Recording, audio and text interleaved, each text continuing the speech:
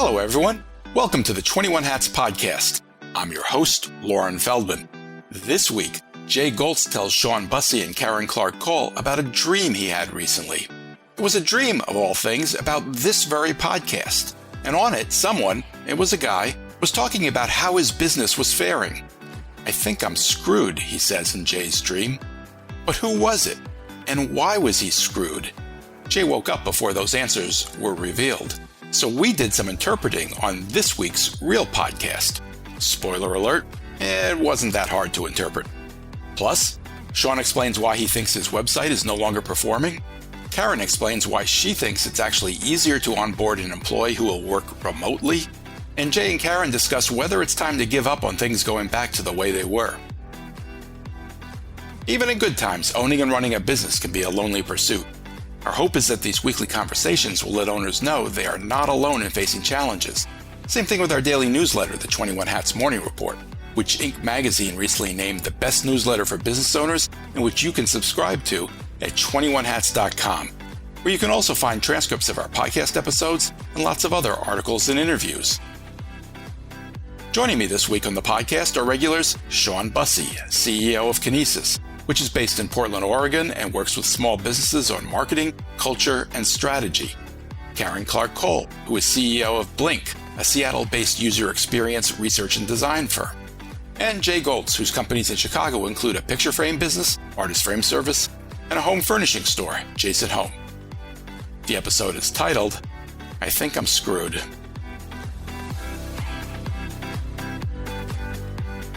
Welcome, Sean, Karen, and Jay. It's great to have you all here. Jay, I want to start with you today because you called me recently to tell me about a really interesting dream you'd had, and it was actually about the podcast. Want to tell us about your dream? Yeah, I have very vivid dreams every night, but this one was far more just realistic, like there wasn't any weird stuff. I'm dreaming that we're on the podcast and we're on with some guy and we're talking about what happens to businesses eventually. So I said, well, here's my experience. And I said, it seems to me three things happen. Three things happen when? Well, at the end of your career when you own a business. Sort of like three reasons why a business might fail, right? Or not even fail. There are three things that can happen to your business eventually if you're doing it long enough. So one is, the market changes. My father had a dime store. It kind of just dried up. I see dry cleaners closing now. I'm not saying they're going out of business, but there's less of them than there used to be. That the market could change and whatever your business used to do that was relevant and purposeful, the demand goes down. Or maybe you just get tired and you're ready to retire and you just close it. So that happens a lot. That happens, probably 75% of the time.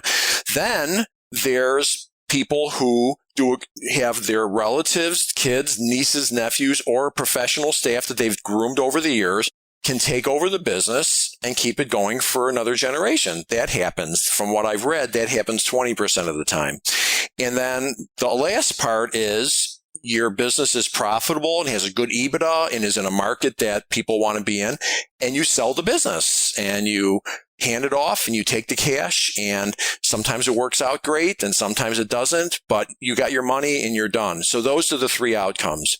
That's not what you told me when you called me to tell me you had the dream, Jay. It was pretty close. No, you told me this guy was worried about where his business was going, and you said that there are three reasons why businesses go out of business. Well, he's worried about where the business is going. I said, well, there's three outcomes. Sometimes they just lose their edge. Sometimes the market changes. Sometimes they sell it. So then you said to the guy, so what do you think? And he takes a pause and he goes, I think I'm screwed. And then I woke up and then I called you because I found that interesting.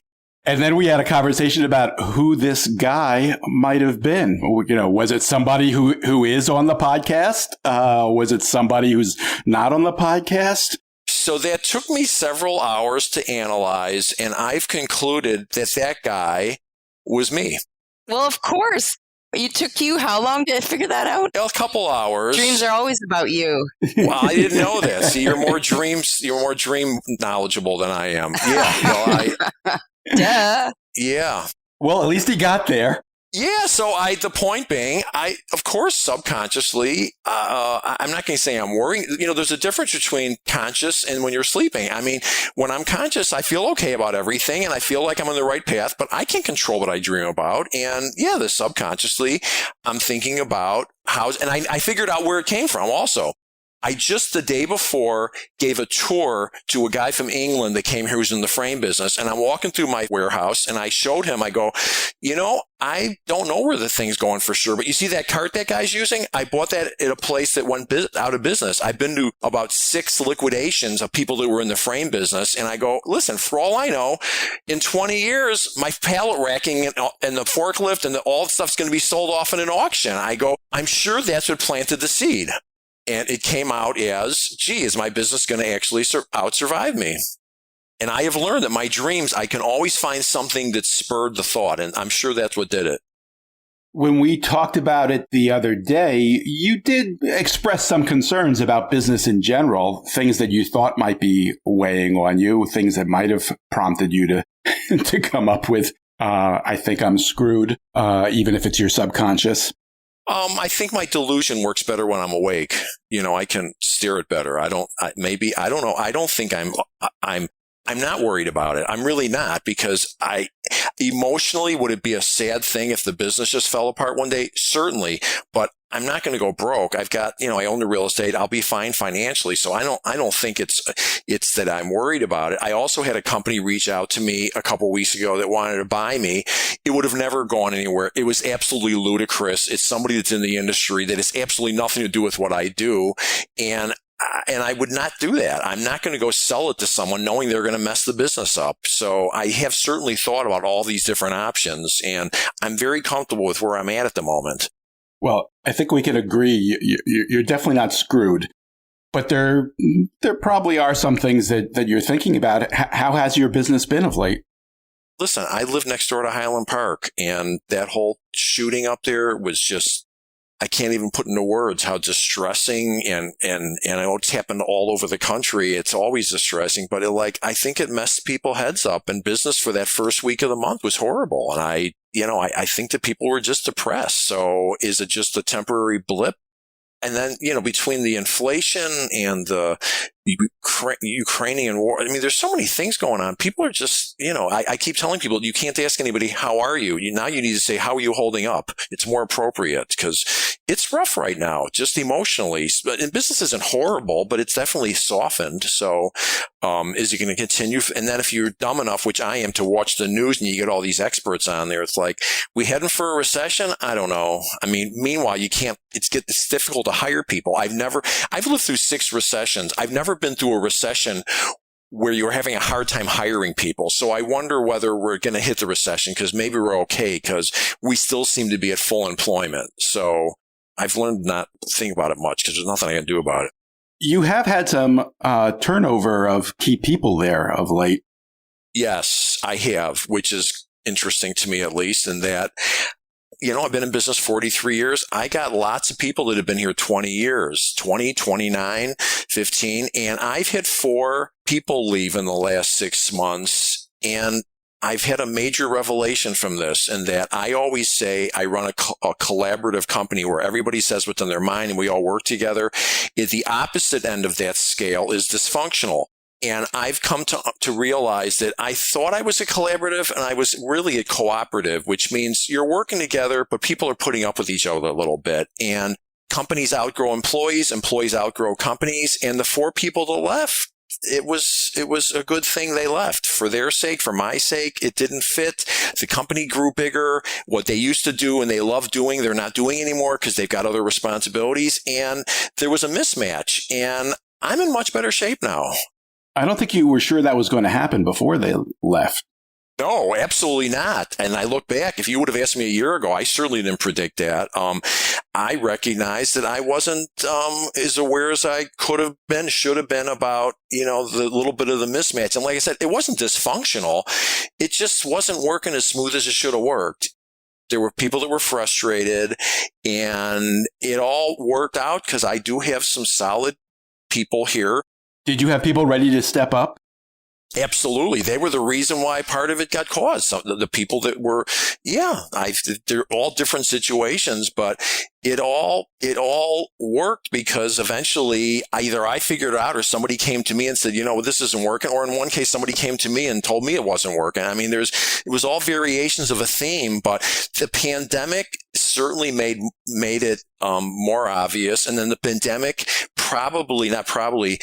made it worse, that if somebody was already frustrated with something, it got worse. So living through the whole pandemic situation has just put more stress on things, and it kind of forced the solution. So I'm actually, it worked out okay. And, it worked out well, but I absolutely would have never predicted that. Sean, Karen, do you guys dream about your businesses? Like many years ago when we were thinking about selling, it was probably 12 years ago, I had a dream that I was being walked to my new office, which was at the very end of a bay of beige cubes. And my office was actually just a big cube at the end of all the bays of cubes. And everyone sort of had this look of, they might have been zombies, but they looked sort of deadish. And everything was very beige. And I woke up, I was literally sweating when I woke up. And I was like, this is not going to work. And we never did. It never went any further. So I do think I think your dreams do bring up stuff that maybe you're not conscious of during the day. And of course they For do. sure. okay, you seem to know more about dreams than I do. Did you read a book? What's going on here? Jay, just come to the West Coast. Come to the West Coast. We know about the forgot dreams. You're on the West Coast. That explains it. All right. That's an excellent. Right. Jay, they're your dreams. They're in your mind. Something is driving them. Well, I is told you, on your I'm mind. absolutely confident that me looking at this, I mean, if you go to my factory, I see the green two-wheel cart that I got from my father's dime store, that my father closed the store in 94. I've got a table with wheels that I got from my first boss when he went out of business literally 50 years ago. So it's like an archaeological thing going there. So I can't help but look around when I'm talking to somebody and go, when you stand at an auction for a place that's similar to yours, it's kind of jarring. It's kind of like, wow, one day you're in business and the next day people are paying 10 cents on the dollar for your molding and buying your cart for $12. It is an interesting experience. I mean, and then all the news is doom and gloom. So I think it kind of shifts you into a mindset of, the crap that's going to happen to you instead of what's possible. And I'm good at navigating that, though. When I'm conscious, it's like I am dealing with stuff. I'm not walking around depressed. I'm not. I feel really good. But like I said, that doesn't mean it doesn't wear on your psyche. Sure. Sean, how are you doing? Yeah, I'm usually pretty optimistic. I have my dad to thank for that. He's the eternal optimist. And, it's been a struggle for us last few months. I'd say that the flywheel effect of marketing and business development really carried us for quite a while. And we've just been struggling in that arena in the last, 6 to 9 months. There was a period of time where there was a lot of interest and people seemed, re-engaged and motivated. And then, war in Ukraine, blah, blah, blah, blah, blah, et cetera, et cetera. And I just get kind of a sense of malaise, and that's just not good for our business because our business is about potential and optimism. So all the metrics on marketing and sales are in the toilet right now. So yeah. There's a little bit of the Lucy and the football thing going on. We keep thinking the pandemic's, finally, no man, okay, we're all done, and it's back. I mean, yeah. This is now the third round where we all thought okay, we're through the worst of it now, and it's back. That's part of the problem too. Jay, how is it affecting you right now? I know several people that are sick from it, not terribly sick, but everybody's wearing masks again, and when you go into stores and stuff, people are wearing masks. It's in Chicago. It's supposedly, going wild. So the good news with that is that the latest round is much more contagious. There are a lot more infections. You can get reinfected fairly rapidly, but the bad outcomes are much lower. Less hospitalization, less death. That's what they say. Yeah, my team's very cautious, and multiple members have gotten it. Some have gotten it now twice. And it's actually pretty tough to run a business when you have people get wiped out for a week, unexpectedly. And I'm seeing more masks now. And even the other day, there was an article in the news about the hospital system here starting to get overwhelmed and them asking people to wear masks again. So that's just frustrating. It's that. And then the Ukraine thing is just like, who would have ever thought that some other country would just go and obliterate another country and bomb apartment buildings? And like we watch it on the news now, we never saw stuff like that. And then you add on the shootings, and it's like, it's a lot. It's a lot. Yeah. And it's just a slow drip, drip, drip. And then on top of that, now you hear the whole Earth's melting, apparently. So, I mean. Yeah. How's business for you, Karen? Because you're more in the corporate space, I assume? Not really corporate, but we're product. And so, and we're heavy in tech. Oh, okay. So what that means is our clients, we're seeing it's still what we would call sort of green yellow. So normally it would be green. And so right now we're gauging everybody's spending appetite, and it's moving a little bit into yellow, but they're still, proceeding with caution because they have to get their products out. And so luckily their products have to be good. And so they need us to do that. And then the other side of that is if there are layoffs, if that starts happening, then that's actually even better for us because they still, again, have to get their work done. And so they can use a vendor or a contractor and have us come in and get the work done. And then they don't have to pay for that headcount. So in past years, when we've had, bad years in the past in the economy, that's actually been pretty good for us. I mean, we started the company in 2000, so it was amidst chaos. We started in 2002. When you went through 2008 and 9, did that happen in terms of people laid off the internal teams and then they needed to still get the work done, so they went to you? 2009 is the only year that we actually did layoffs ourselves because we were overstaffed for what we thought was appropriate at the time. But even then, we did okay after we right-sized because the same thing, a lot of headcounts were being reduced, but they needed to get their work done. The bizarre part of this whole thing is, amidst all of this and inflation and everything else, I'm still having a hard time hiring people to work in the warehouse, like just as hard as it was a year ago. So with all of these problems out there, it seems like most people are working. So I don't know that this is going to be the traditional quote unquote recession that's coming. I've never seen a recession that had high employment rates. I think we're done with tradition. Everything's different. Yeah, exactly. Karen, how are you doing with the whole remote work thing? It almost seems normal now for us, honestly. I was in the office yesterday, and it was the most people I've seen in, 3 years now? Wow. And everybody it just seemed like a regular day. No one was wearing masks, and, there were people meeting in rooms and people having lunch together, and it was lovely. And, again, we're all proceeding with caution, and I don't think anyone that I know anyway would get on a flight without a mask or go to a crowded airport without a mask. But I think in our office, we have no one's allowed in unless they're vaccinated. So I think that helps. And we know that doesn't mean you can't get it, but it helps. So it's a controlled environment. But it's good. We never had a problem with the remote working because, we all work on our computers largely, so we can do that anywhere.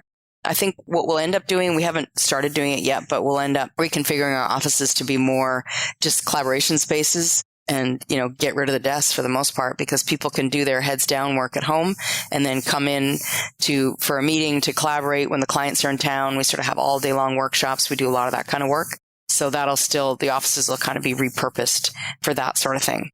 And honestly, we don't have a choice because if we didn't have a flexible work environment and if people weren't allowed to work from home when they want, we would be able to hire no one. And our hiring rates have been really high. We're meeting all of our hiring targets. We've got great retention. And so that's largely, it's not because of that, but if we didn't do that, we wouldn't be able to hire anybody. And have you struggled at all with the collaboration and creativity aspect of having people working in different places? Not really, because we're distributed anyway, and so we're used to that. So we often have somebody in Boston or Seattle or San Diego all working on one project team, and then the client could be in Chicago.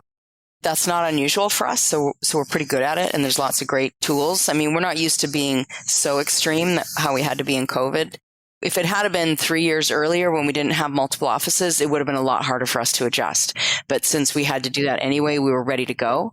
And now we just got it all refined. And so in my opinion, it's the best of all worlds. I mean, we get to collaborate when we want to now. Like, thankfully, we can come back together, which is important. I mean, everyone agrees that we definitely have to get together, but it can be, once a month or once during a project when we have a big, long workshop and we really need to, have time for just sitting around and looking at the sticky notes on the wall or, pausing and taking a break. And that's much harder to do online, but it's not impossible. Sean, you talked some time back about how much you hate remote work, both for you personally and also for what it means for the business. Have you had any further thoughts on that? Still hate it. To clarify, the piece about it that I hate is that I feel like it's really hard for new employees to get that osmosis of what the culture is like and what it's like to be supported by their teammates in a real space. I don't know how many thousands of ways of communication happen that are nonverbal, and that gets pretty wiped out. You have to work a lot harder to offset that. And so I think that the collaboration side of it, the kind of making friends and getting to know each other, I think all that's really hard to do in a remote space. Don't miss the commute. I don't really want to make people commute. I think that's crazy. But just the ability to work together on a hard problem in the same room, I think it diminishes when you're doing it remotely, at least for our business. You also left out, to me, the biggest thing, which is you hired a new employee. It's much harder to just monitor what they're doing and see what they're all about. I mean, it's not just about them getting used to your culture. It's about you figuring out, who did I hire? Because it doesn't always work out. Yeah. I mean, the employees that we hired post-pandemic or even, right before the pandemic, our success rate with them is just nowhere near had been before the pandemic. So that's pretty much all the data I need to know. There's something about the way we work when we're in person and the way we create community. And I have an employee that just celebrated 17 years with us. I have, just really great retention and good morale. But, the message I'm hearing from the team, for example, we hired a consultant to just assess how they're feeling and what's going on. And the message I heard over and over and over again was a lack of clarity, a lack of insight, lack of understanding of like where we're going, what we're doing. So that's just, that's on me, as the leader. I gotta create that. But I've never had that kind of feedback in, 20 plus years. I just think there's a lot of detrimental effects that we'll realize later on. The difference between what Karen does for a living and what I do is so 180 degrees. I'm sure it's working great for her. They do most computer work. There are very few jobs in my company that one could do from home that there'd be no difference between being in the office and being at home. Payables, ordering, there's always some other issues that they can talk to the person next to them or the buyer or somebody. So there's very few jobs that I have that it's seamless and perfect. And yeah, it's been working out great working from home. Very few. Yeah, I just think it's so much hubris to think that we're going to offset, tens of thousands of years of evolution of working together in community. If you want a really interesting thing, watch the show Alone, which is like a reality show about being out in the forest. And you watch these contestants, they have no community, right? And they're trying to survive. And most of them melt down, not because they don't have the skills. They give up because they're alone.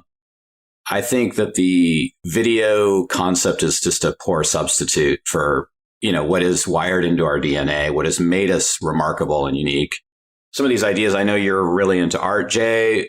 If you look at the artists that have created great, meaningful work throughout history, there's this myth of like the lone artist working in his or her shop. And actually, that's not true. Most artists work really well. They've worked collaboratively, whether it's with a partner or with fellow artists or meeting in salons and talking about ideas. Like the greatest innovations, of humanity have been done really face to face. So I don't know. I think it's a little bit like cherry flavor versus actually eating a cherry. It tastes similar. Maybe it's red, but it's just not the same thing. Sean, you were talking a couple of minutes ago about not liking the signs you're seeing for your business Are you considering making any changes? Yeah, I mean, we're not going to sit still here. I think I've basically had a website that's been ineffectual for the last 3 years. I'm getting actually almost no new business through it. We made a really big change in 2020 to the messaging and positioning, and it's just not working. So we've just got to scrap it. We've got to start fresh. Do you have any idea why? Yeah, I think that the foundational idea behind it was probably pretty good. And it was crafted in early and mid 2019, which was about aspiration and hopes and dreams and the ability for small businesses to be awesome. And so we really spoke to owners realizing their full potential and aligning their business to that potential. And I think that's a good thing. But then you had a freaking pandemic, racial injustice and it's just on and on and on. And all this trauma, that's just not the message that's going to resonate for people, let alone if they're even coming to the site to begin with. I think you're onto something. That's very interesting because you're right. It's just one thing after the other. And I think you're right that people's mentalities have changed a little bit. I think perhaps the message now is more concrete. Here's what you can do to run your business better, because they're getting more into survival mode. Right. So like the pivot we're making, Lauren, that at least we're kind of in the sort of shaping phase right now, is just getting very specific on the things that we can do to help people. Like, for example, we've built a recruiting and employee onboarding and retention program. It's actually a set of programs that work really, really well. And I know everybody's like suffering from this problem, and we don't say anything about that anywhere on our website. Right. And so I'm just going to be like, okay, here's something we can do for you. It works. Here's evidence of it working. Here's a way you can, buy our services. That's a pretty low risk and get to experience it.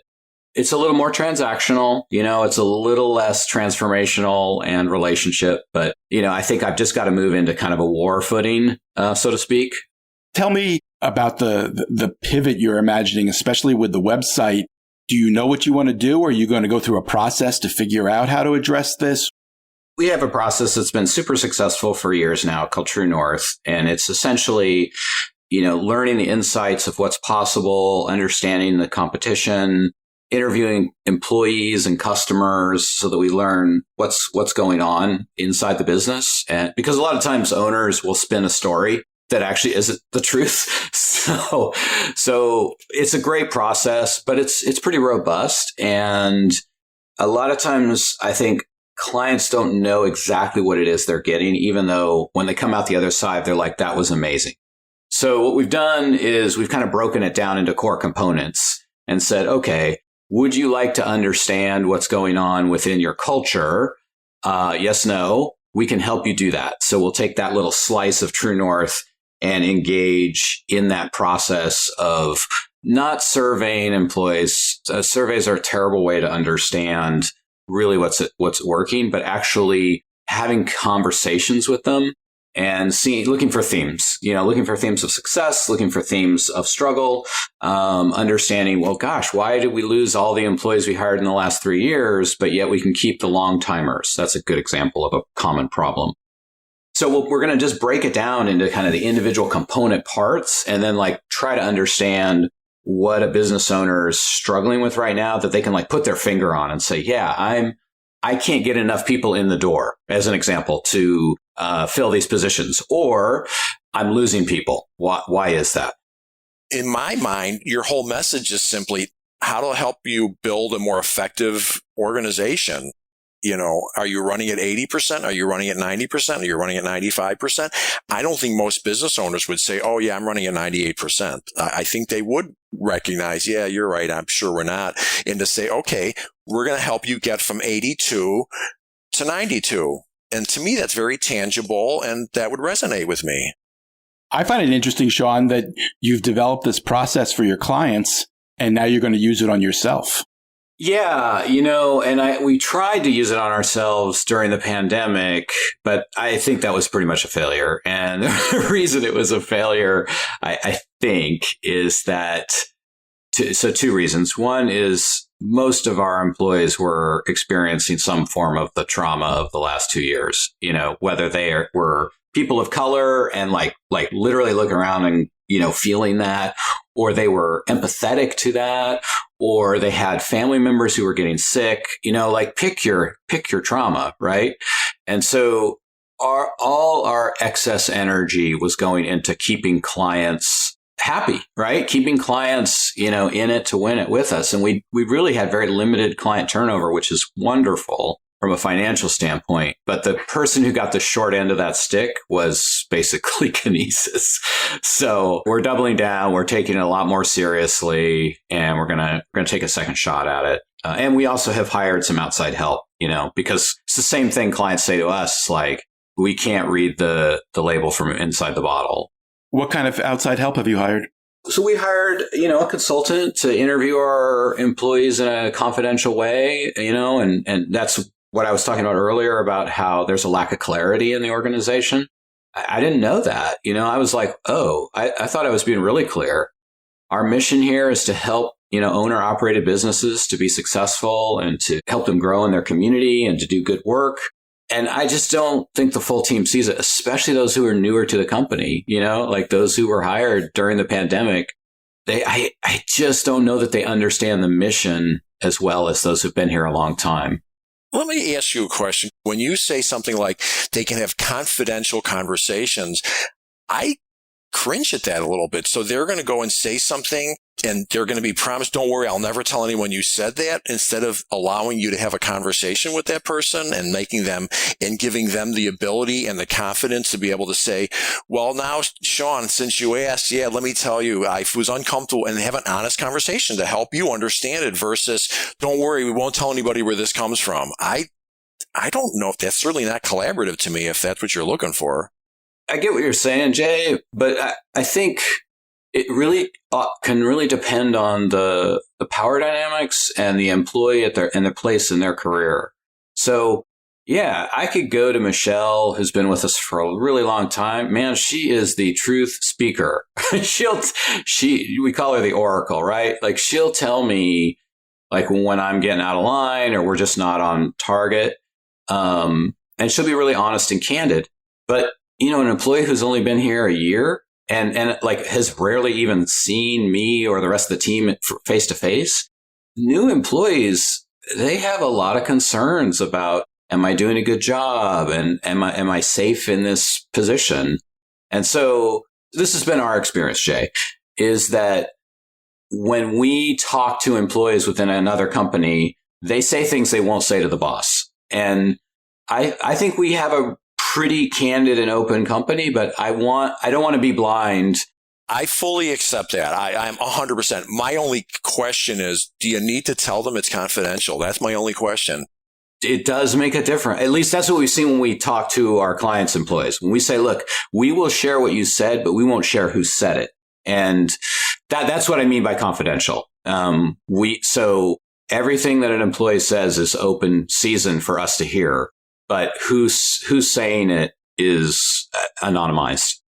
Karen, Sean was talking about the remote work situation and the difference between a new employee versus someone who really knows the culture and has been there a while and has an easier time adapting to remote work. Have you seen a difference between new employees versus employees that have been with you for a while? I think it's easier for the new employees, actually, because they are coming into the job expecting that we are in a remote kind of situation. A lot of them are younger and they're really comfortable with video and, with the idea that a lot of it is happening face to face, but there's, a computer in between us. And, I hear what everyone's saying. We are human. And of course, that's not going to change. We do love coming together. But, for us, it's really not been a problem because, we can focus, get our work done, and then come together now, thankfully, when it makes sense. And Sean and I have talked about this a tiny bit, but, we developed probably 10 years ago a cultural framework that has proven it works, whether you're remote, whether you're in one country, another country, one side of the country, whatever your job is. it's based around things like what Sean had mentioned before around clarity. People don't have clarity on where the organization's going or why we're here or what we're doing. That's one of the main pillars of our cultural framework is clarity. And we work really hard. We have all kinds of systems in place to make sure that everyone's getting the right information at the right time about where the company's going in terms of what I talk about, what we talk about at onboarding, how often we meet with people. We run our culture like a business. And the results are we have been able to onboard about 50 people over the course of COVID. And it's seamless. I met people yesterday in person who I actually didn't even realize that I hadn't met in person. Like, I feel so connected to them. And it was just sort of like, oh yeah, that's weird. We actually haven't even met in person before. Yet we were able to build this relationship. They hear from me on a regular basis about these different aspects of our cultural framework that we measure. And, and we're getting constant feedback, and it's like everything. It's nothing that 24 hours of constant attention can't fix. So, yes, it's a lot of work. I worry when people are, give up hope and despair about the new world, because the reality is we have to adapt. We don't have a choice. Has there been any one particular strategy that you've employed to bring on new employees that you think accounts for how well this has gone? Because I got to tell you, this is the biggest complaint I've heard, across the board. Yeah. Even people who are very open to remote work say that they have struggled with this particular aspect of it. There's not one strategy, but there's many. It's a big strategy, and it involves all kinds of aspects. We're taking greater care in our onboarding, so more time than we might have, because we don't have that hallway chat. We don't have that learning by knocking on, tapping on someone's shoulder next door. And so we're more intentional about all the different things that we know happen organically in the hallway or in the kitchen. And so we're creating sort of micro environments to try to create that kind of cross collaboration with colleagues in one way or another.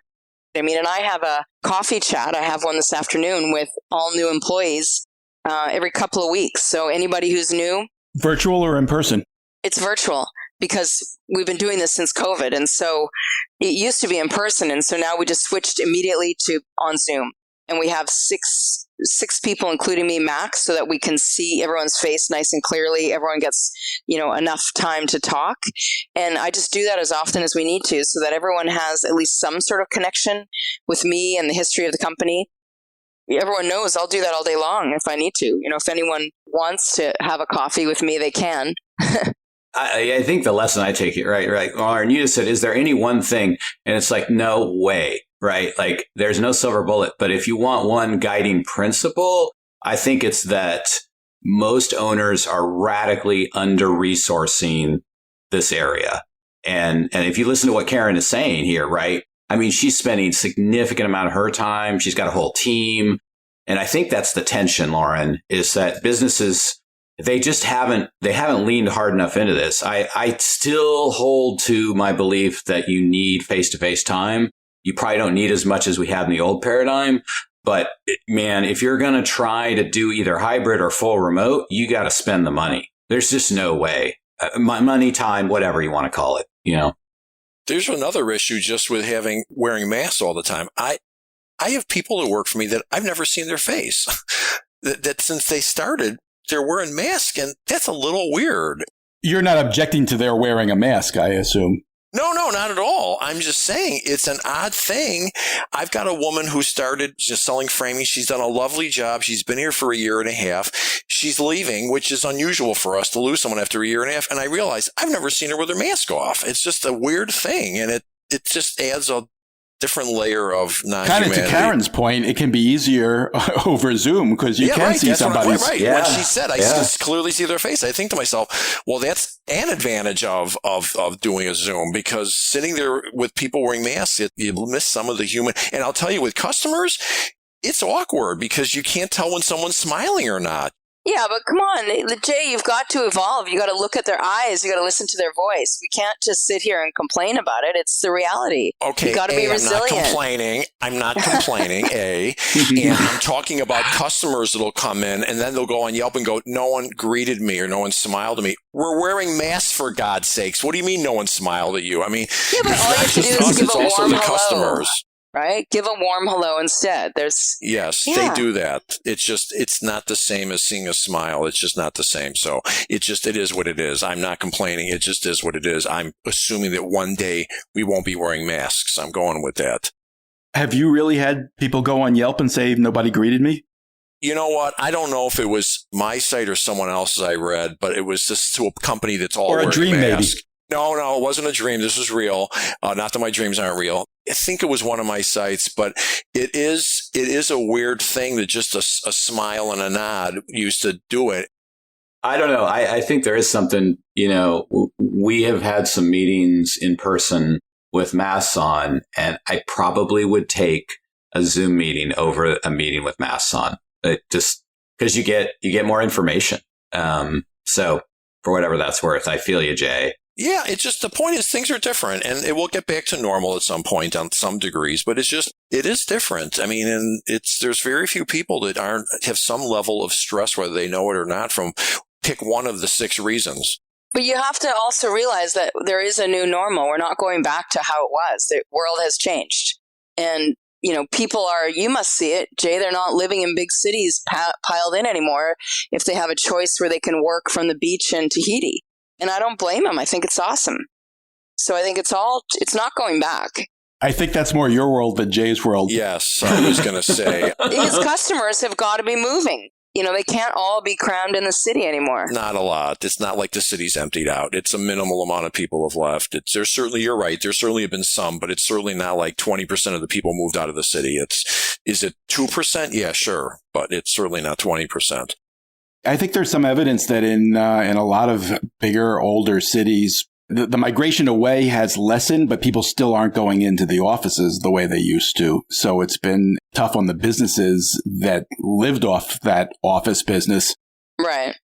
I can tell you, I went to a famous place in Chicago, Manny's Deli. Every president that comes to town, they usually end up at Manny's Deli. I've known the guy for years. He told me his Friday business is half what it used to be because people just aren't at work on Fridays in the city. And, he's the perfect pulse of what's going on. I've been going in there since I was a kid.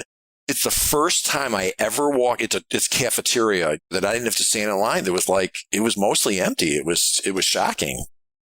All right, we are out of time.